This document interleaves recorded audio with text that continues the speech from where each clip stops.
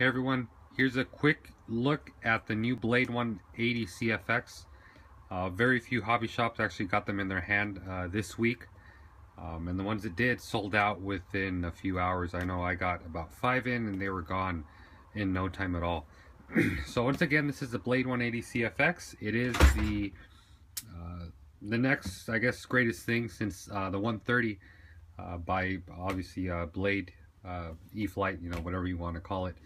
But this thing is actually really nice. I very quickly, briefly opened up the box. You know, one thing I like about this, you know, the Blade lineup or E-flite lineup and so on and so forth, a lot of their cases have the handles there. It makes a great little carrying case as well for a unit. You could always put it in there, you know, store it and all the good stuff. So let's crack her open. You can see you got a manual here that I don't think many of us ever read. That's probably why we always have a lot of questions, a lot of issues. No, but seriously, it has a lot of good, useful information. I highly recommend going through it. Blade does a good job of actually telling you how to set up your radio, whether if you have DX6, DX7, DX8, DX9, or DX18. They give you pretty much all the presets you need. All those values are there. This unit is AS3X. I think it's adjustable as far as the gains. Like I said, I'm just opening it here in front of you guys, so I don't know much about it as of now. But I think the gains are adjustable. At least the 130, the 130X was. So I'm hoping this is too. Pretty much, you got a baggie here. Got a screwdriver, always very useful to have. Zip tie, bind plug, I believe Velcro straps, and I see shims here. I'm believing those shims are for the main shaft. I'm not sure of that, but I'm just assuming that. 1.5 Allen key here. We have here a E-flite 3-cell 450 milliamp LiPo, 30C of course. I'm actually glad they went ahead and did the standard connection we're used to finding, especially us RC guys. It's a JST with the balance connector. You know, I wasn't a big fan of the batteries like the 130 where it was like a balance connector, and I mean, I was just not a fan of that. I had to make, you know, adapters to charge it and use aftermarket batteries and so on. But I really like it. This one is a standard connection here, or standard JST with the balance plug, which is, like I said, what we're used to finding. So setting that aside. After that, we have just the helicopter itself. Actually, if it were me, I would have probably just packaged it like this, so when you open it, it looks like that. I don't know. I don't know if they'll Horizon will ever change that, but I don't know, to me it looks a little bit better. I like that, but not that that really matters. So what we're gonna do here is I guess here's a size comparison. My hand, I guess I have somewhat big hands. What can I compare it? What else do I have around here that maybe you guys could get a little bit more feel of the comparison? Oh, I know, we're all used to the little small CA bottles here, so you can see roughly size of it compared to the CA bottle there. It's a decent size. I'd say I don't have a 130 here with me, so I can't compare it, but it is bigger than, I believe, the 130. I have also flown the Align. I believe it was the 150. It's been a while since I sold that. I also have a review, but I believe, yeah, this is for sure bigger than that. Just take it here out of the box. Kind of hard to do when you only got one hand and you got to record with the other, but let me move this box kind of out of the way. I guess if you guys really want to see a good size comparison, here's a multi-rotor 6L 22000. You can see there it's pretty big. Let me get that kind of out of the way. So we have here, the unit has the blade holders. It has the blade holders. That sounds really cool. Looks like Blade also went ahead and did the bullet design on their blades. I noticed in Forward Flight, I really love these blades actually. I really like them a lot. It looks like they only included this style of blade. I'm assuming their flybar list, the AS3X in there, really likes this style of blade. I wouldn't be surprised if aftermarket companies come up with other blades, but Blade has always done a very good job on whatever blades they give you. The unit flies really good with it. Tail blades, I believe these are bigger than the 130X. The whole tail assembly, it's, you know, a lot of companies, they'll release something and they'll use a lot of parts from a previous model. I mean, as far as the tail goes, this unit is, you know, 100% to itself. It's not sharing any parts that I can see here. Not too much slop here in the tail. Let's see. Yeah, the only slop is very little here in the ball link itself, but it's not bad at all. I like how the tail yoke support, or the bearing for it, is supported both top and bottom. The gears, as we're all aware on the 130X, was a, you know, big issue with them. Even if you didn't crash, the torque tube would get a resonance, a tail. I mean, it was always this, you know, little issues here and there with it. This one, they went with a lot beefier tail. You can see the tail, I think that 1.5, you remove that and the whole tail should slide out. Torque tube ran through this machine. We have tail supports. Wow, very solid tail supports. I'm really loving that. Going to the head here. The head, yeah, I don't think that's a 130. No, it's its own head for sure. I may be wrong, but it looks like its own head. It's a lot bigger than the 130.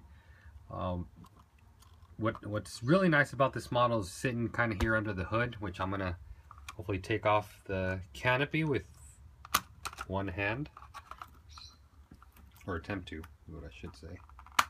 Okay, there we go. Canopy, it's nice.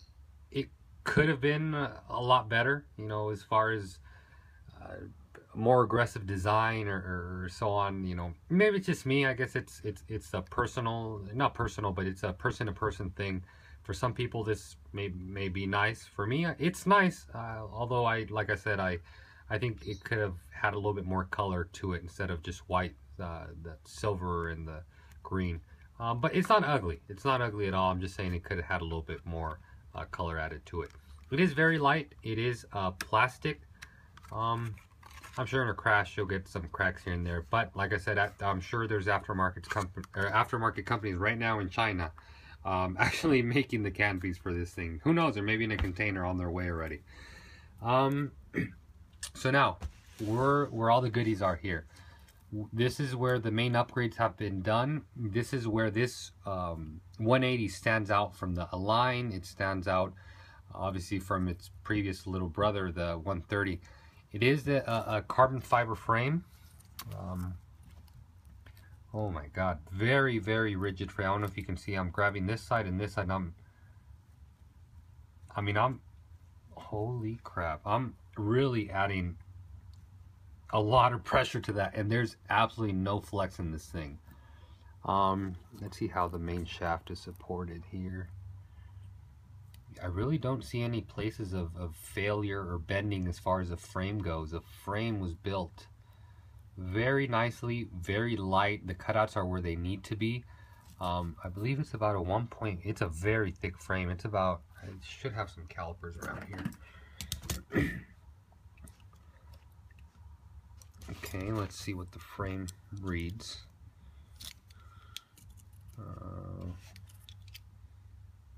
Yeah, it's 1.3. It's reading 1.3. I don't know. Oh, they should be calibrated. My battery, yeah, 1.34. So it seems like it seems like a bit thicker than 1 millimeter, but it's a little bit smaller than 1.5, I guess, to keep the weight down.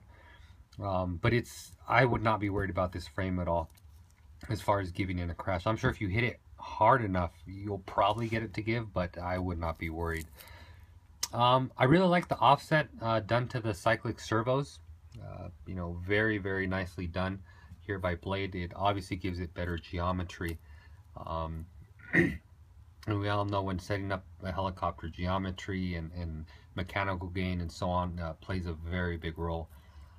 I really like these links. Very simple. Seems like something very easy to replace. Swash plate. Blade has been known, you know, on the previous model to have quite a bit of slop in the blade, or not the blade, in the swash plate.